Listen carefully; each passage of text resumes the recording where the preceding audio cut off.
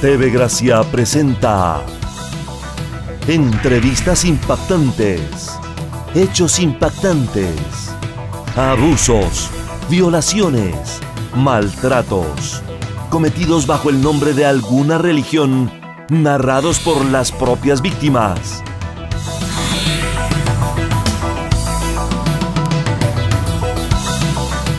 Sea usted testigo aquí en Entrevistas Impactantes.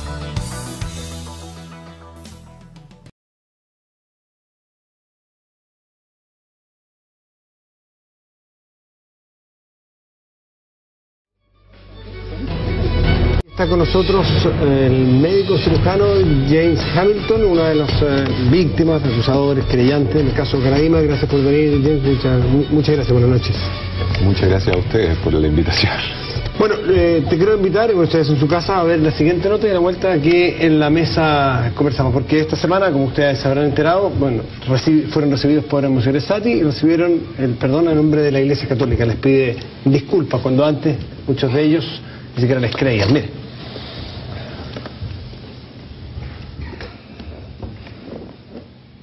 Es muy emotivo cuando una persona a nombre de una institución te pide perdón por algo que antes te pusieron en duda. Se considera oportuno imponer al inculpado de retirarse a una vida de oración y de penitencia. Esta fue la condena del Vaticano, que declaró culpable de abusos sexuales al padre Fernando Caradima. Y en un gesto adicional, el pasado viernes, el arzobispo Ricardo Stati se reunió con 3 de los denunciantes. Y nos pidió perdón a nombre de la Iglesia de Santiago por todo lo que hemos vivido y por todo lo que hemos sufrido cada uno de nosotros. La justicia chilena también acusó el golpe y reabrió el caso, argumentando que faltó investigación. Para los querellantes, esta nueva etapa apunta además a descubrir a los cómplices de Caradima. Me parece difícil de imaginar que esto haya solo tenido la participación criminal de una sola persona. Quien defendió a Caradima fue el padre Diego Osa, vicario de la parroquia El Bosque, a quien se le investiga por supuestos pagos a testigos del caso para guardar silencio. No lo he visto últimamente al padre Diego Osa, no lo he visto últimamente. También apoyó al sacerdote el actual párroco del Bosque, Juan Esteban Morales, quien visita regularmente al padre Caradima en este convento, donde existe total hermetismo acerca del cura sancionado. Se encuentra acá el padre Caradima, ¿verdad? ¿Cómo? No le puedo contestar yo eso. Ya, ¿y cómo se encuentra él? Pero quizás el caso más emblemático es el del obispo Andrés Arteaga, quien debió renunciar al cargo de vicegran canciller de la Universidad Católica luego de que alumnos pidieran su salida. Nadie actúa absolutamente solo. Es bien difícil de digerir una tesis así. Aquí las culpas son siempre personales, no hacer de esto una cacería de brujas, de ninguna manera. El capellán de la Universidad Católica dice creer en la absoluta inocencia del obispo Arteaga, a quien conoció hace casi 10 años impartiendo clases en la casa de estudios. Yo admiro la profunda buena fe de quienes los siguen al padre Caraima, y aquí quiero expresar una palabra de agradecimiento a Monseñor Arteaga por su extraordinaria dedicación a la Universidad Católica. Si hay que buscar en ese sentido, las culpas serán muy restringidas, en este caso al padre Caraima. Sin embargo, las víctimas piensan lo contrario. Es difícil establecer el límite claro en algún momento cuando se acaba una víctima y cuando comienza un cómplice. Creo que a esta altura del campeonato ya son cómplices. Juan Carlos Aijos tiene la palabra. Hola, James. Hay una serie de aristas que aparecen en la nota acá y de las cuales seguramente conversaremos: la judicial a nivel civil, eclesiástico, institucional. Pero antes de entrar en eso, a mí me gustaría tomar un poco más de perspectiva. Y te lo pregunto como católico, de hecho, o como lo podría hacer cualquier persona, pero quizás hay una perspectiva católica acá que hace que haga esta pregunta, y que me imagino que tú te la has hecho varias veces a lo largo de todos estos años. ¿Qué hace que una cosa como esta pueda suceder? ¿Cómo te explicas tú que una persona como Fernando Caraima, de acuerdo a todos los antecedentes que ya son públicos, ¿no es cierto?, haya llegado a cometer este tipo de Abuso. Abuso.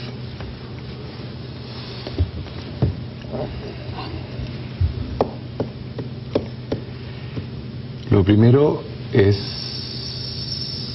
que la pregunta que uno se hace durante años de terapia y de todo, no es qué es lo que le pasa a él por hacerlo, sino que qué le pasa a uno para haber vivido esta experiencia, haber sido parte de ella, haber perdido su centro, su personalidad, genera un quiebre interno total, te pierdes a ti mismo y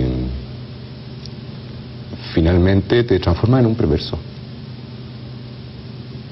Lo que se hace y lo que hace el perverso es utilizar la moral o la ética a su propio beneficio y crea una nueva moral y ética, sobre todo cuando tienen algún sentimiento o pensamientos megalomaníacos enviados de Dios.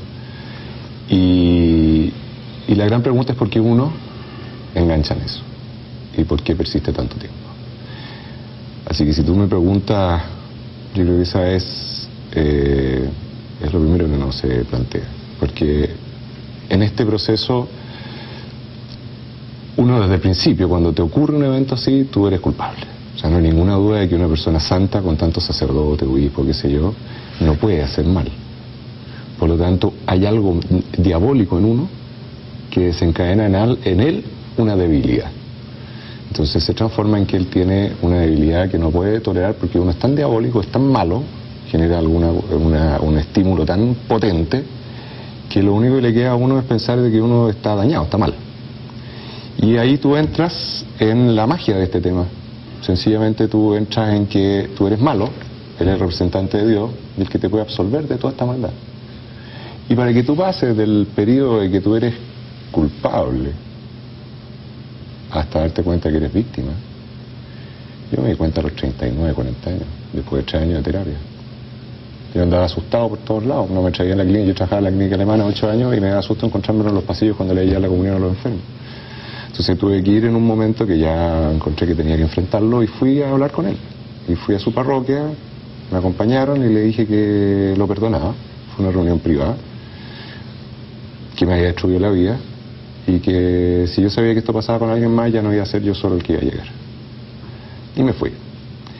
Mira, te agradezco tu actitud evangélica, me dijo. Es más, después él tuvo operado del corazón en la clínica alemana y Jorge Álvarez y Diego Osa me llamaron que el padre quería verme. Yo dije, yo debe pensar que se va a morir y tendrá algún gesto de arrepentimiento. Y fui, estaba ahí comiendo, apenas podía llevarse la cuchara y le ayudé a comer la cuchara y me dice, mijo, espero que sigamos siendo tan amigos como antes. Yo ya me di cuenta que... Así que me despedí de él y me fui. Ahora, ¿por qué ocurre en la iglesia esto? Esto va a ser terrible lo que te voy a decir, ¿eh? Porque hay una gran cantidad de obispos y sacerdotes homosexuales, hipócritas y abusadores en la iglesia. No te digo que todos, pero hay un buen porcentaje. Y hay personas en este momento que han tenido alta jerarquía en la iglesia que están abusados, que están tapados. Bueno, si hemos visto ya ejemplos, Monseñor Cox, etc.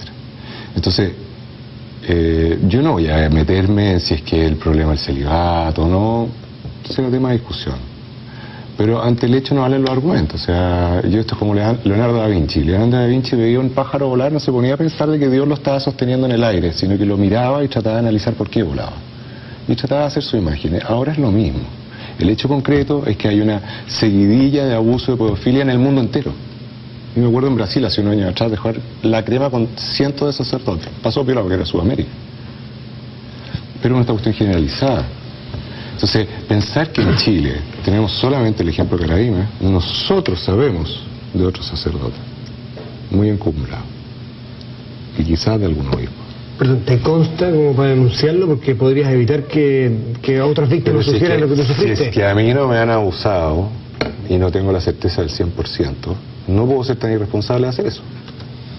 Y tampoco puedo ir a obligar a una víctima, porque yo sé el tormento que se vive. Es un proceso larguísimo, terrible, muy doloroso, y poder darse cuenta, además, significa enfrentarse a uno mismo. ¿Tú crees que una persona de 25 años, 28 años, que está empezando a armar su vida, que está recién saliendo del alero de sus padres, se le tira uno encima para destruirle su cabeza y la vida si no tiene ni siquiera apoyo de terapia, de nada? Eso sería transformarme en un caraíma. Y eso no es lo que busca, ni quiere, ¿no es cierto?, queremos, ni el sentido común. ¿En qué momento supiste, James, que había otras personas que estaban siendo abusadas como tú? Uno de los del decálogo del abusador es que generalmente te mantiene como único, te dice que tú eres el único. Hay un montón de otras cosas que están súper estudiadas y claras. Y uno siempre tiene la sensación de que es único. Con lo cual la culpa es aún peor y la soledad es terrible. Uno en algún momento piensa en suicidarse. Yo la verdad que en algún momento lo pensé, pero dije no por ningún motivo. O sea, esta cuestión, no, con las botas puestas. Si me voy a morir, que sea de otra manera. Y después, bueno, piensas en muchas cosas. Pero yo me acuerdo alguna vez que en la angustia que uno tiene y el desorden ético, moral, espiritual, sentimental, todo lo que uno tiene en la cabeza, entre todas sus dudas, porque otra de las dudas también, oye, no, pero este es un tema de homosexuales. La gente no tiene idea de lo que sea, no tiene ni idea, no saben lo que es esto, no lo han vivido. Hay gente con una liviandad que comenta esto. Yo nunca he sido homosexual, sin embargo, durante ese periodo me tuve que cuestionar todo eso, y fue terrible. Entonces, cuando va ocurriendo este proceso, tú estás en la soledad absoluta porque crees que eres el único. Un día él me confesó que un doctor muy famoso de la parroquia, cuando era chico, él había tenido una cosa parecida. Ahora, el doctor que él me mencionaba era un tipo notable, había sido profesor mío en la universidad, un tipo encantador. Yo decía, bueno, pucha, ya, me puede haber pasado esto. Siempre habían elementos que te decían, mira, esto no tiene tanta importancia. Fernando. Pero ¿cuándo supiste de los demás? O sea, ¿por qué supe porque la Verónica, mi ex, me dijo un día, ¿sabéis qué? Me dijo, yo tengo los datos de Andrés Murillo y a él le puede haber pasado algo. Yo le mandé un mail a Francia, nos empezamos a contactar, esa típica especie como de olfateo de perro, así que uno no sabe hasta dónde puede ir porque no sabe qué ola se le viene encima. Y de a poco, de repente yo le mando mi relato y él me manda el de él. Y ahí fue muy chocante ver por primera vez que había un modus operandi. Y ahí descubrí que esta era cuestión sistemática. Y después el contacto con Juan Carlos fue a través de otro sacerdote que ha pasado en el anonimato, pero no ayudó mucho. James, Juan Carlos te preguntó desde la perspectiva de la iglesia, diciendo tú eres creyente. Yo te voy a preguntar desde la perspectiva de un no creyente y que estoy fuera de la iglesia. Recién vi ahí a un jerarca de la iglesia, a obispo creo, diciendo con ese tono habitual que el padre Caradima iba a ser mandado, condenado o enviado a, ¿cómo lo llamó? A penitencia y oración y penitencia y qué sé yo. ¿Te parece suficiente como castigo y como, qué sé yo, deterrent, ¿cómo se dicen? Para detener a otros, como señal, eso es, como signo de que la iglesia está interesada efectivamente en romper esta máquina que como tú mismo mencionaste, abarca muchos, pero a muchos, tú no dijiste a todos, pero muchos, dijiste muchos. Lo repito. Entonces, ¿te parece suficiente que la iglesia, independientemente de lo que haga por otro lado la justicia civil, pero la iglesia misma, que es de donde salió este nido de perverso, simplemente manda un tipo a algún lugar que seguramente no es una mazmorra, a la ducha fría y oración, digámoslo así? ¿Te parece suficiente reacción de la iglesia?